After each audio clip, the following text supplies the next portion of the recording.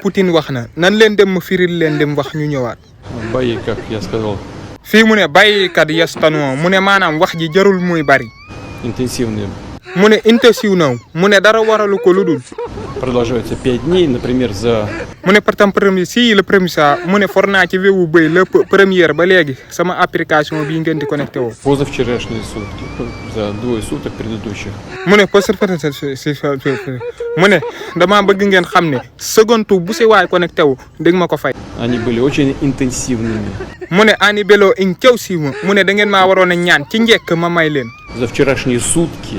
mu ne frustration insuffisant mu ne segam nag defu leen ko. Ни на одном из участков. mu ne ñi yaag mat ki siis kaf mu ne lu ngeen si góobee na ngeen ko gar. Противник успеха не имел. mu ne practice in perspective mu ne xam ngeen ma du ma baale du ma jéggale.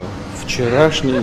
mu ne futur rage ñun mu ne désolé foofu laay yem gars yi Poutine am na doole te amuti caaxaan wax naa leen ko.